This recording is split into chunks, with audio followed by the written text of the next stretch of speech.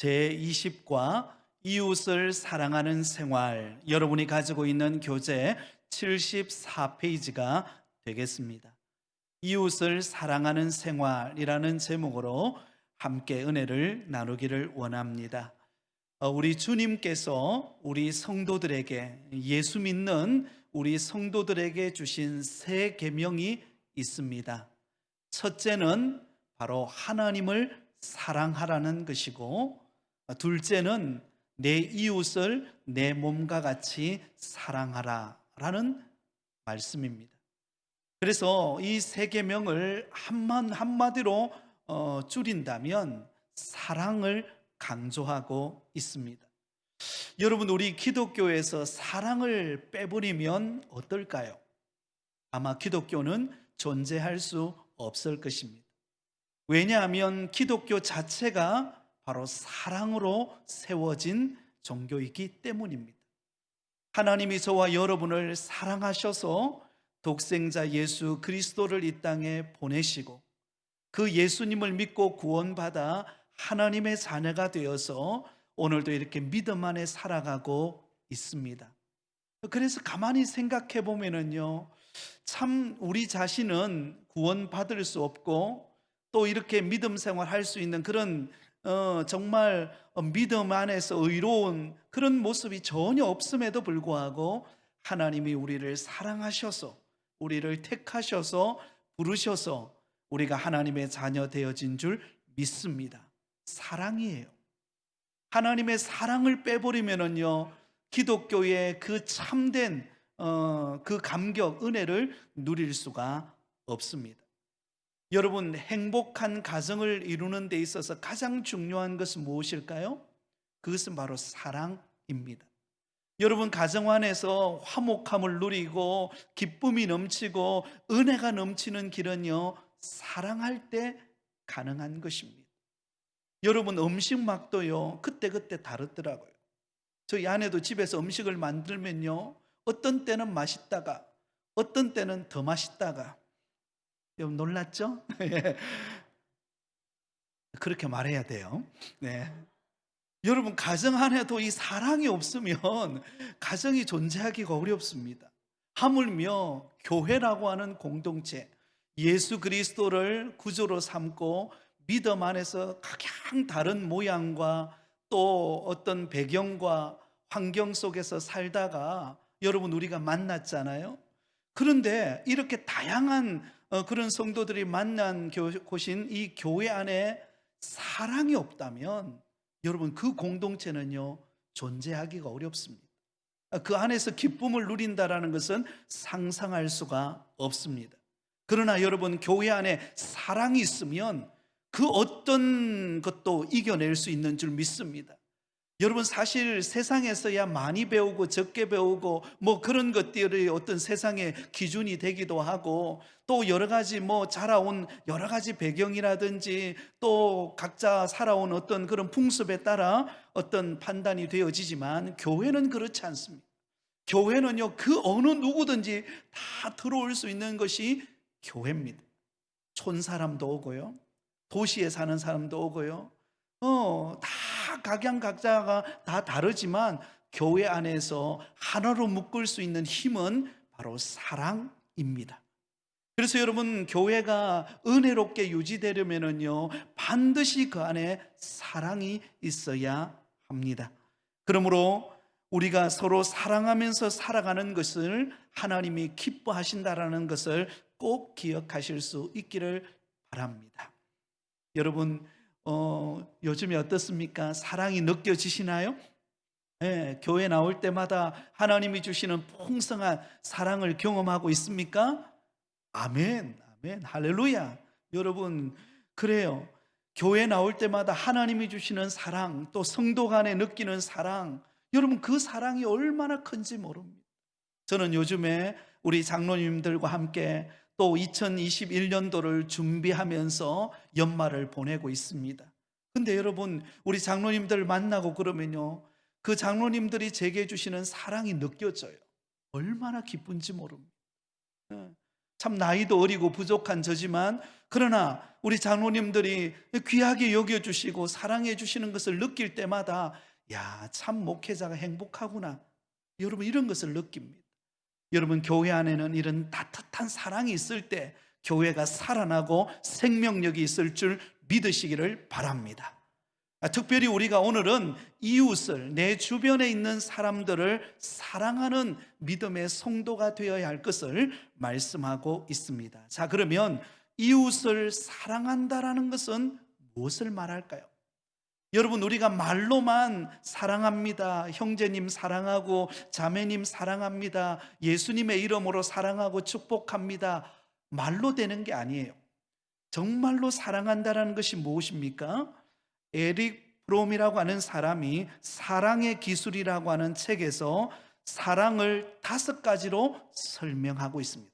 사랑한다라는 것이 어떤 것인가를 5가지로 정리를 해 주고 있습니다. 우리가 가정 안에서, 교회 안에서, 또 우리가 만나는 사람들에게 사랑을 베풀 때 이 5가지 요소가 포함되어 있어야 한다는 것입니다. 그 첫 번째가 무엇인가 하면 사랑은 상대편의 행복을 위한 무엇이 있어야 돼요? 관심이 있어야 합니다. 관심. 여러분 사랑은요 관심으로부터 출발합니다. 무관심하면은요 그것처럼 힘든 관계가 없습니다. 여러분 이 무관심이 가장 무서운 거예요. 사실은 관심을 가지면 그 사람이 뭘 좋아하는지, 어떤 음식을 좋아하는지, 그 사람이 어떤 옷을 입는지, 그 사람이 요즘에 어떻게 생활하고 있는지 거기에 관심을 가지면요 그 사람에게 마음이 가고 기도가 되는 것을 볼 수가 있습니다. 여기 보면 누가복음 10장 33절에 보면 어떤 사마리아 사람은 여행하는 중 거기 이르러 그를 보고 불쌍히 여겨.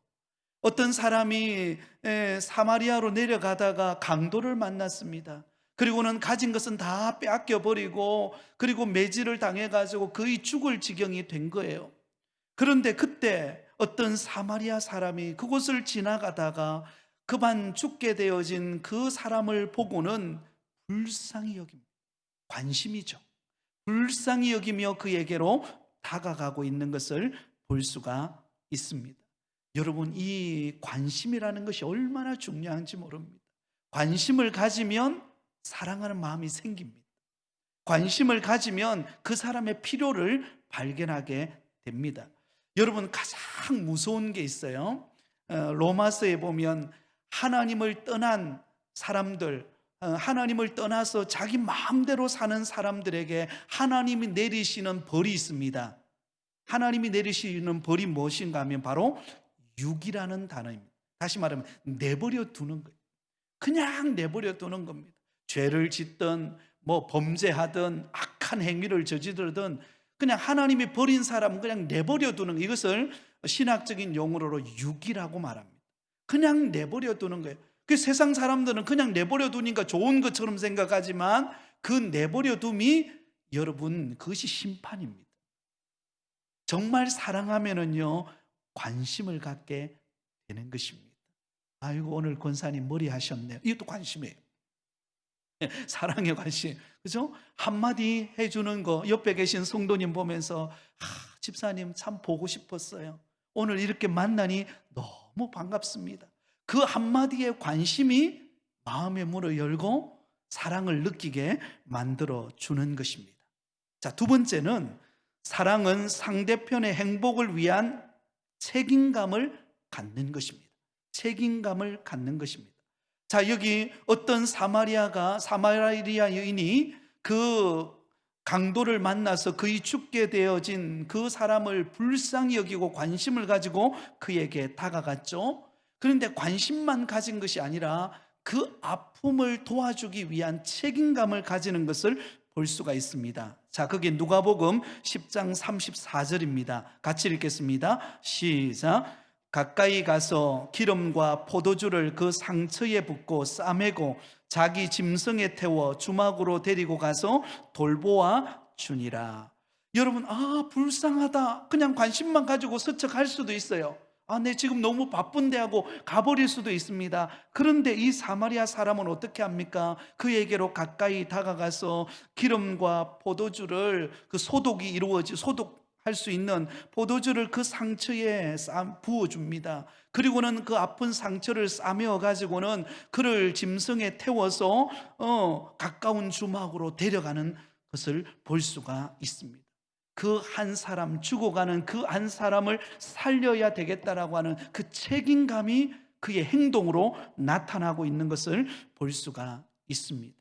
사랑하는 여러분, 사랑은 어떤 면에 보면 관심이지만 그 관심을 떠나서 한 차원 더 뛰어넘어서 여러분, 우리가 상대방에 대한 거룩한 책임감을 갖는 것입니다.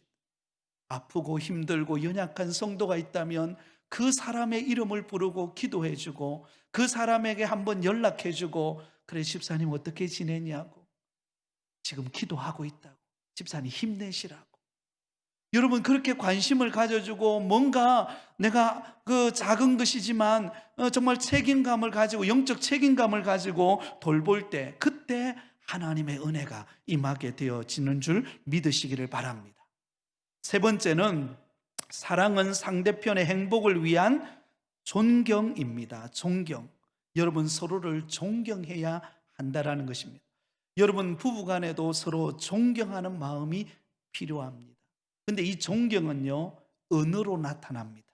그죠? 함부로 대하는 것은 존경하는 것 아닙니다. 상대방을 높여주고 인정해주고 따뜻하게 대해주는 것, 이게 존경입니다. 존경. 그죠? 존경. 부부 간에도 그렇지만 우리 성도들 간에도 서로를 존중히 여겨주고 소중히 여겨줄 수 있는 믿음의 성도가 되어야 합니다. 우리 부곡교회는, 저는 너무 감사한 것은 우리 부곡교회에 연세가 많으신 우리 한나회, 또 우리 아브라함에 속해 있는 우리 연세 많으신 우리 권사님들, 또 우리 장로님들, 우리 안수 집사님들, 또 집사님들이 얼마나 참 교회에 늘 기도의 자리, 헌신의 자리, 전도의 자리에 앞장서시는 것을 볼 때마다 얼마나 기쁘고 존경스러운지 몰라요. 존경스러운지 몰라요. 우리가 두 주간에 걸쳐서 가족과 이웃 초청의 날을 가졌잖아요. 그런데 제일 많이 전도해 오신 분들이 누구일까요? 네, 우리 사랑하는 우리 연세 많으신 우리 교회에 그 기도의 자리를 지키고 그 정말 묵묵히 보이지 않는 곳에서 헌신하는 우리 권사님들, 집사님들이에요. 할렐루야. 우리 박수 한번 합시다. 네. 여러분, 그 귀한 섬김이 얼마나 아름다운지 모릅니다. 이런 앞서가는 우리 믿음의 선배들이 그렇게 아름다운 모습의 본을 보여줄 때 우리 후배들이 그 모습을 닮아가고, 또 우리 역시 믿음의 선배들처럼 우리도 이렇게 믿음으로 주를 섬겨야 되겠다라고 아름다운 본을 받는 그런 우리 교회가 하나님께서 은혜 주시는 교회임을 믿으시기를 바랍니다. 여러분, 이 존중이 여기고 인정해주고 여러분 축하해주고 격려해주는 문화, 이것이 바로 사랑의 모습입니다. 네 번째는, 사랑은 상대편의 행복을 위한 이해입니다. 상대방을 이해해 주는 것입니다. 상대방이 어떤 어려움에 처해 있다면 그 사람이 얼마나 힘들까, 그것을 이해해 주고 받아주는 거예요. 근데 어떤 분은 이런 분이 계세요. 기도 안 하더니 딱 저렇게 되네. 이게 무서운 말이에요. 여러분, 우리는 절대 그런 말 하면 안 됩니다. 여러분 어려움을 당한 분들은요, 그 믿음 안에서 그것을 이겨내기 위해서 얼마나 노력하고 얼마나 애쓰고 있는지 모릅니다. 그런 믿음의 성도들에게 다가가서는요, 얼마나 힘드냐고, 그 마음 내 안다고, 우리 기도하자고, 힘내자고. 여러분, 이런 마음에 공감이 되어지는, 이해해주는 그런 관계가 사랑의 관계임을 믿으시기를 바랍니다. 내 그럴 줄 알았다. 여러분, 이거는 사랑이 없는 거예요. 그거는 사랑이 빠져버린 모습인 것입니다. 여러분, 누구나 다 그런 형편에 처해지면 그런 마음을 가질 수 있어요. 여러분, 우리가 신앙생활을 오래 하고 또 목사가 되고 또 우리가 직분을 받았지만 우리가 얼마나 연약한 그릇인지 모릅니다.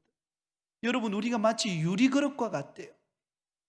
여러분 스테인레스 그릇인지 모르지만 저도 그렇더라고요. 목사지만 여러분 늘 우리는 약한 존재입니다. 늘 여러분 우리는 연약한 존재입니다.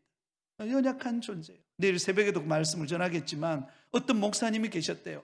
그 목사님이 설교를 마치고 예배를 다 마치고 왔는데 어떤 성도님이 위로를 해주더래.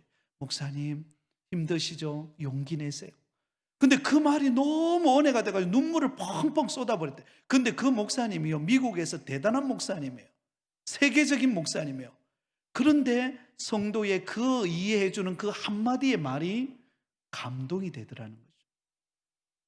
사랑하는 성도 여러분, 우리는 성도들 가운데 아픈 성도의 마음을 이해해 줄 수 있어야 할 줄 믿습니다.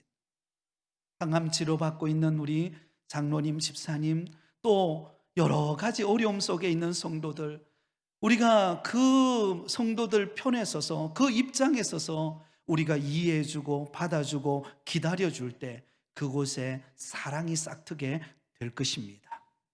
자, 다섯 번째, 사랑은 상대편의 행복을 위해 아낌없이 어떻게 하는 거예요? 주는 것입니다.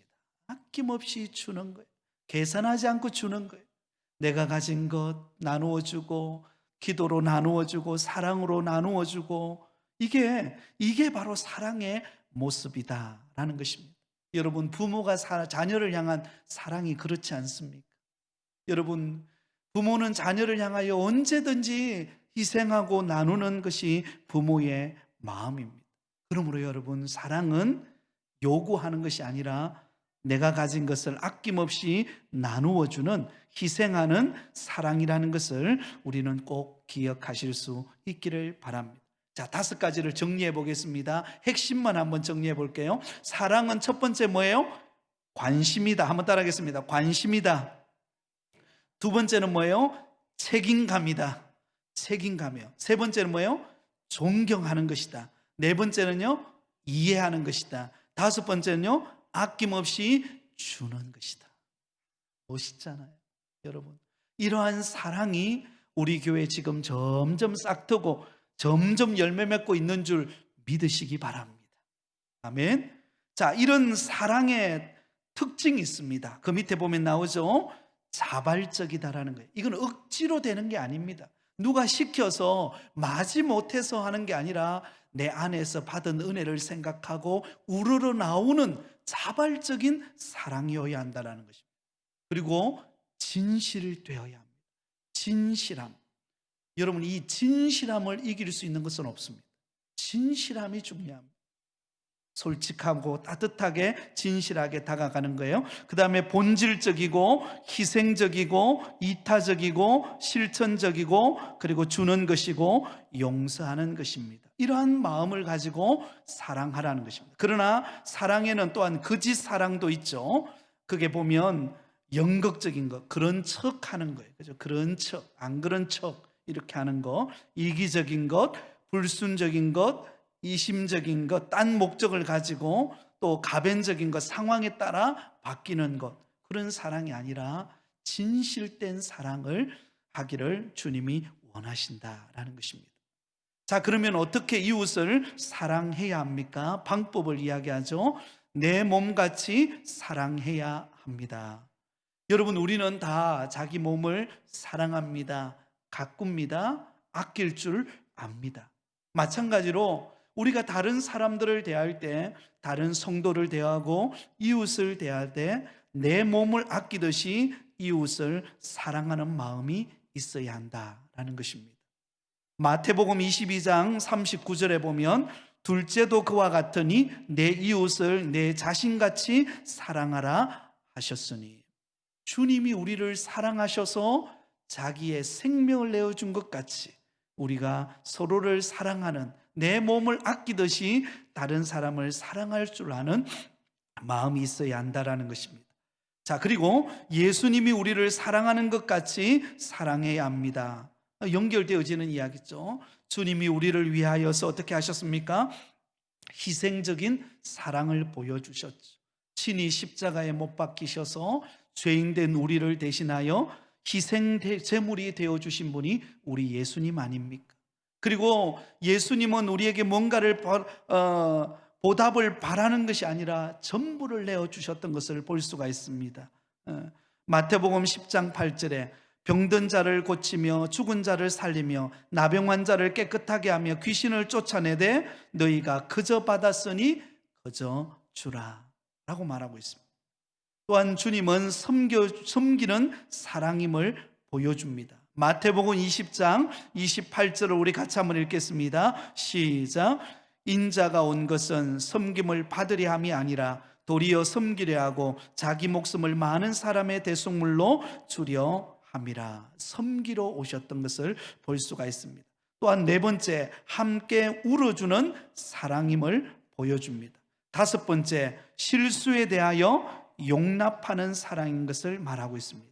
여섯 번째는요, 어려움을 구체적으로 돕는 사랑을 말합니다. 그리고 일곱 번째는 기도해 주는 사랑입니다. 여러분, 우리가 가장 하기, 어떤 면이면 지금 우리가 할 수 있는 사랑은 어떤 사랑일까요? 기도해 주는 사랑입니다. 근데 여러분, 이 기도하는 것이요, 아무것도 뭐 별로 눈에 보이지 않으니까, 그죠? 크지 않는 것처럼 우리가 생각할지 몰라요. 그러나 여러분, 이 기도의 힘은요, 다른 어떤 힘보다도 강력한 힘을 가지고 있습니다. 할렐루야. 왜냐하면 그 기도는요, 하나님을 움직이는 것이기 때문입니다. 전능하신 하나님으로 하여금 일하게 하시는 방법이 뭐예요? 기도라는 것입니다. 그래서 이 기도는 가장 강력한 사랑의 어떤 면을 보면 표현이라고 말할 수가 있습니다. 오늘 우리 성도님 가운데 성유석 성도님이 오늘 퇴원을 하셨습니다. 그동안 몇 달 동안 병원에 입원해 계셨어요. 얼마나 힘들었는지 모릅니다.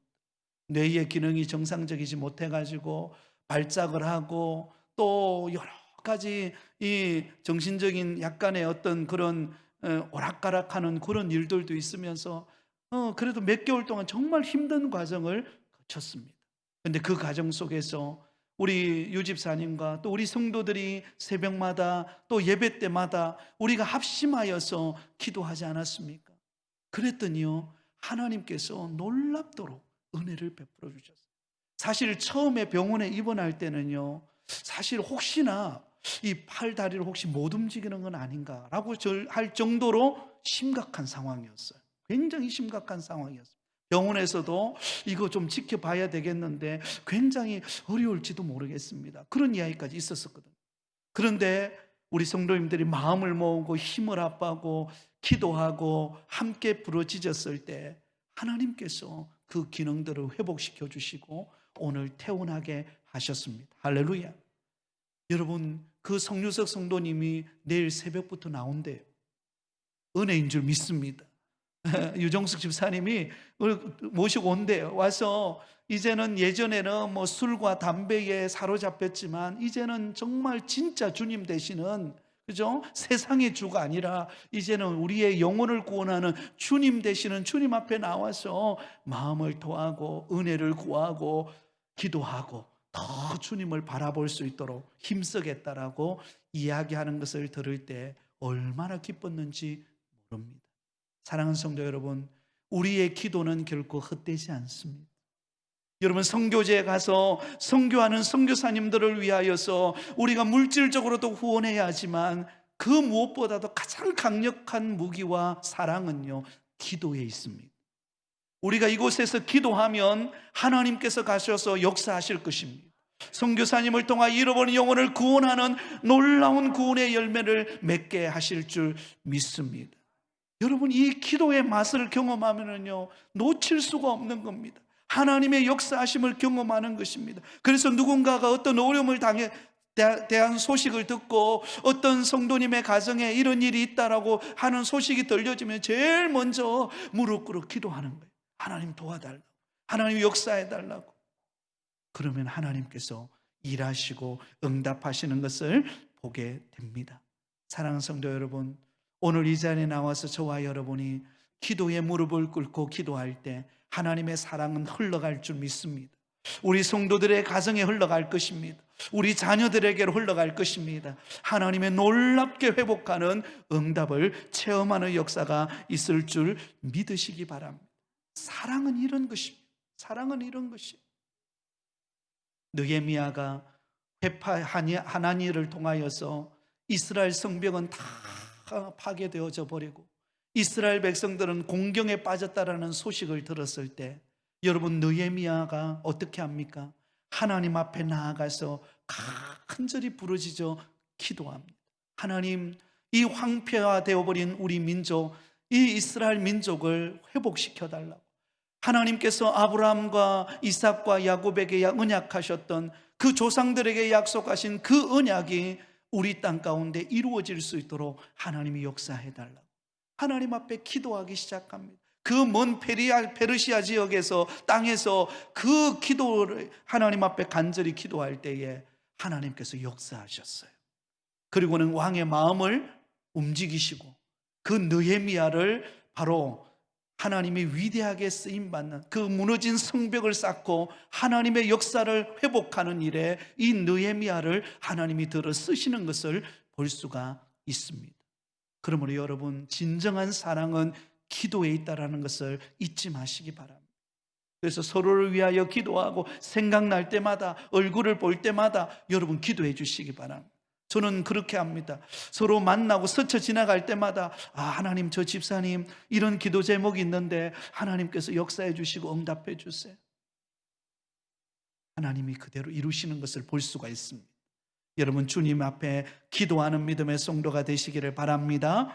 그리고 이어서 거짓 없는 마음으로 뜨겁게 피차 사랑해야 한다고 했습니다. 그리고 행함과 진실함으로 사랑하자. 이건 우리가 잘 아는 말씀이죠. 자, 결론으로 바로 넘어갑니다. 여러분, 이웃을 사랑하는 생활의 결과는 무엇일까요? 우리가 여러분 성도들을 돌아보고 우리의 주변의 사람들을 살피고 사랑으로 섬기고 우리의 삶 속에서 은혜를 나눌 때 어떤 일이 일어납니까? 첫 번째, 사망에서 옮겨 생명으로 들어가는 줄을 알게 됩니다. 요한일서 3장 14절입니다. 우리는 형제를 사랑함으로 사망에서 옮겨 생명으로 들어간 줄을 알거니와 사랑하지 아니하는 자는 사망에 머물러 있느니라. 여러분이 형제를 사랑하는 것을 통하여서 무엇을 알게 됩니까? 내가 사망의 자리에서 생명의 자리로 옮겼다는 것을 알게 된다는 것입니다. 내가 구원받고 하나님의 은혜 받고 믿음으로 살아가는 택한 자녀가 되었다는 것을 무엇으로 보여줍니까? 사랑을 나타내는 곳에, 주님의 사랑을 경험한 우리가 그 사랑을 흘러보내는 곳에, 그곳에 그것이 드러난다는 것입니다. 만약에 그런 사랑이 우리 안에 흘러나지 않다라면 나를 점검해 봐야 합니다. 과연 내 신앙은 살아있는 신앙인가? 내 신앙은 정말로 생명이 벌떡거리는 신앙인가? 아니면 무늬만 신앙생활을 하고 영적으로는 죽어있는 사람인가? 그것은요, 사랑의 열매를 통하여 나타나게 되어 있다는 것입니다. 여러분, 사랑은 결코 손해보지 않습니다. 누구든지 사랑하면은요, 그 사랑에는 꽃이 피고 열매를 맺습니다. 하나님의 은혜가 흘러가는 줄 믿습니다. 여러분, 동물도 있잖아요. 동물도 사랑하면은요, 그 동물이 내 곁에 옵니다. 하물며 우리 주변에 있는 사람들, 정말로 요즘에 얼마나 이 외로운 시대를 살아가고 있지 않습니까? 코로나 시대에 다 마스크를 하고 있고 다 정말 거리두기를 하면서 뭔가 모르게 다가가기에 불편한 그런 이 시기를 보낼 때에 사람의 마음은 다 외로움이 있습니다. 다 고독이 있어요. 누군가 내 곁에 와줬으면, 누군가가 내게 사랑한다고 말해줬으면, 누군가가 나를 위하여 기도하고 있다라고 하는 그런 따뜻한 말을 해줬으면 하는 마음이 누구에게나 다 있단 말이죠. 그런데 그런 주변에 있는 사람들을 위하여 우리가 기도하고 또 사랑으로 다가가고 카톡도 보내고 위로하고 격려하면은요, 그 안에서 생명을 느끼게 됩니다. 내가 믿음 생활 잘하고 있구나. 정말 내가 부곡교회 교인 된 건 참 기쁘다. 이것을 느끼게 되고 깨닫게 되어질 줄 믿으시기를 바랍니다. 또한 진리에 속하는 삶을 살게 됩니다. 진리, 하나님 안에 속하는 삶을 살게 됩니다. 우리 요한일서 3장 18절 19절을 같이 읽겠습니다. 시작. 자녀들아, 우리가 말과 혀로만 사랑하지 말고 행함과 진실함으로 하자. 이로써 우리가 진리에 속한 줄을 알고 또 우리 마음을 주 앞에서 굳세게 하리니. 진리에 속한 줄, 하나님의 진리의 말씀의 편에 서 있는 것을 어떻게 알 수 있습니까? 그것이 사랑으로 표현되어질 때 나타나는 것입니다. 위로는 하나님을 사랑하고 또 옆으로는 이웃을 사랑하고 정말로 따뜻하게 다가가는 그 마음과 그 행동 속에서 진리에 속한 삶인 것을 발견하게 되어 있다라는 것입니다. 여러분, 어떤 사람은요 말은 잘합니다. 그래서 누가 그런 말을 하잖아요. 물에 빠져서도 입만 동동 뜬다고. 입만 동동 떠가죠. 그러면서 또 말해요. 우리가 그럴 수 있습니다. 제가 그럴 수 있습니다. 그러나 진정한 사랑은 말에 있지 않고 행함과 진실함에 있습니다. 그것이 드러나야 돼요. 그것이 보여져야 됩니다. 그곳에 하나님의 말씀대로 사는 것인 그 행동이 나타나게 되고 진리 안에 거하고 있다는 것을 보여지게 된다는 것을 우리는 잊지 말아야 할 것입니다. 세 번째, 하나님을 알게 됩니다. 요한일서 4장 7절 8절입니다. 사랑하는 자들아 우리가 서로 사랑하자. 사랑은 누구에게 속했어요? 하나님께 속한 것이니 사랑하는 자마다 하나님으로부터 나서 하나님을 알고 사랑하지 아니하는 자는 하나님을 알지 못하나니 이는 하나님은 사랑이심이니라. 하나님은 사랑이심이니라. 여러분, 하나님을 아는 사람은 사랑이 나타나게 되어 있습니다. 이전에는 나만을 위해 살고 내 고집대로 살고 내 욕망을 채우는데 모든 삶을 투자했지만 진정으로 하나님을 만난 사람은 그 사랑의 마음을 가지고 내 주변을 돌아보게 되어 있습니다. 내 주변의 사람들에게 섬기게 되어 있습니다. 내 주변의 사람들을 위하여 헌신하게 되어 있다는 것입니다. 그 사람이 하나님을 아는 사람입니다. 그 사람이 하나님을 아는 것을 증거해 주는 사람입니다. 그러므로 저와 여러분이 하나님의 사랑을 알도록 사랑을 실천하는 저와 여러분이 되실 수 있기를 바랍니다. 네 번째는 율법을 다 이루게 됩니다. 피차 사랑의 빛 외에는 아무에게든지 아무 빛도 지지 말라. 남을 사랑하는 자는 율법을 다 이루었느니라. 로마서 13장 8절. 여러분, 율법을 이루는 비결은요 사랑에서 나옵니다. 사랑. 우리가 완벽하지는 못하지만 완전하지는 못하지만 그러나 사랑하기 시작할 때 하나님의 뜻이 이루어지고 하나님의 말씀이 이루어지는 역사가 나타나게 되어지는 것을 볼 수가 있습니다. 자, 다섯 번째, 하나님을 사랑하면서 살게 됩니다. 여러분, 우리가 다른 사람을 사랑하면 하나님을 사랑하는 것이 경험되어지는 것입니다.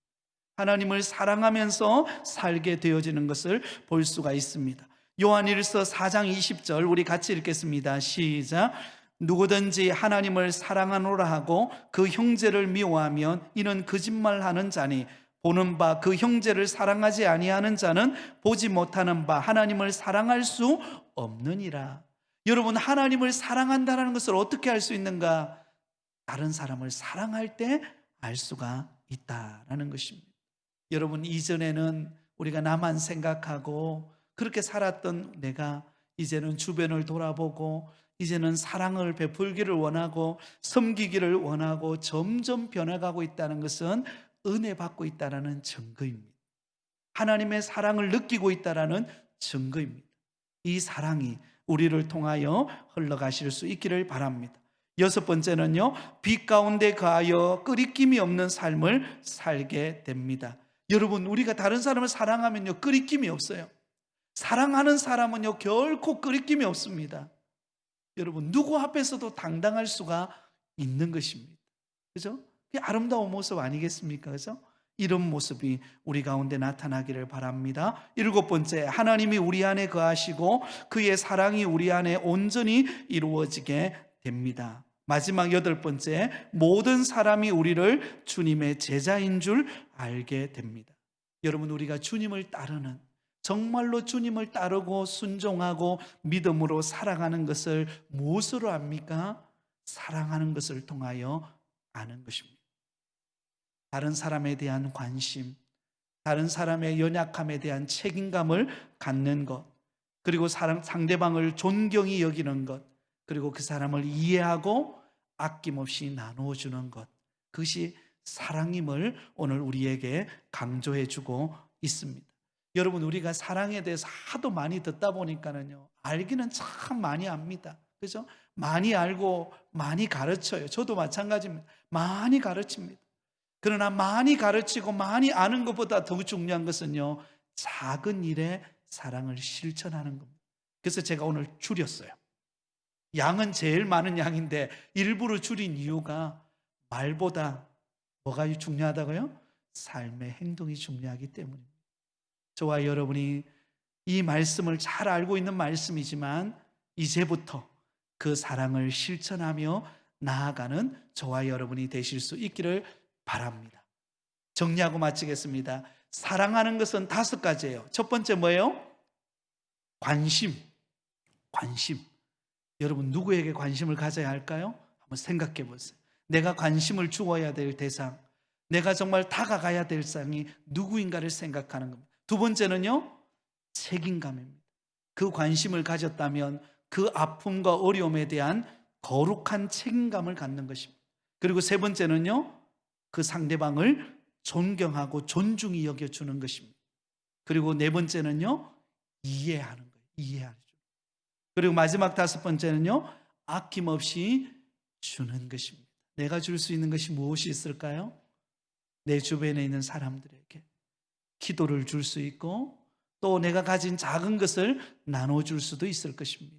우리 교회 안에, 우리 부곡교회 안에 이런 사랑이 풍성해져서 어느 누구도 우리 부곡교회에 탁 들어오는 순간 문을 열고 탁 들어오는 순간 사랑이 막 느껴지고 은혜가 막 흘러 넘쳐나서 그 굳어지고 딱딱해지고 메말랐던 마음들이 녹아지고 정말로 주님 사랑이 여기서 느껴지고 정말로 부곡교회에 들어오니까 천국을 경험하는 것 같은 그런 은혜가 우리 안에 있기를 바랍니다.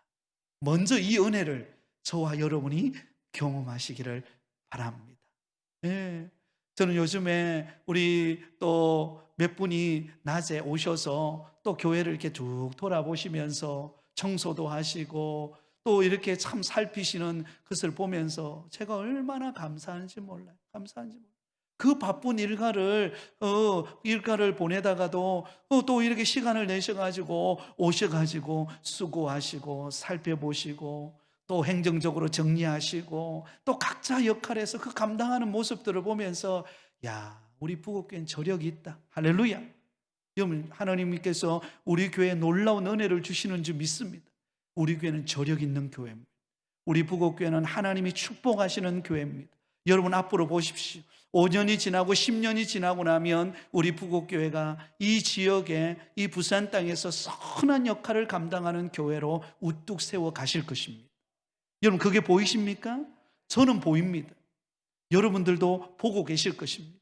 저는 그 일은 그렇게 보이지 않는 곳에서 수고하고 헌신하고 사랑을 베푸는 바로 이름도 없이 빛도 없이 수고하고 헌신하는 바로 여러분 성도님들 한 분 한 분이 계시기에 우리 교회는 그렇게 세워져 갈 것입니다. 그리고 이 아름다운 보금자리에, 이 사랑의 보금자리에 우리 많은 다음 세대, 젊은 세대, 그리고 연세 많으신 우리 어르신들이 함께 어우러져서 주님의 사랑을 꽃피우면서 우리 교회가 정말로 힘있는 교회로 믿음의 역사와 사랑의 수고와 소망의 인내를 담아서 이 부산 땅을 향하여 소문나는 교회로 하나님의 역사가 이루어지는 교회로 뻗어갈 줄 믿습니다. 그 은혜가 시작되었어요. 그 은혜가 이미 지금 자라고 있습니다. 그러면 여러분, 우리 안에 사랑을 가득 담아서 여러분들을 나누고 베풀고 정말로 수고하고 애쓰고 기도하고 나아가면 하나님께서 놀라운 일을 이루어 가실 것을 기대하시기 바랍니다. 여러분, 기대하시기 바라요. 하나님이 보여주시는 여러분 은혜는 너무나 큽니다. 그것을 바라보면서 더 뜨겁게 사랑하고 더 뜨겁게 섬기며 달려가는 우리 모든 성도님들 다 되시기를 예수님의 이름으로 축원드립니다.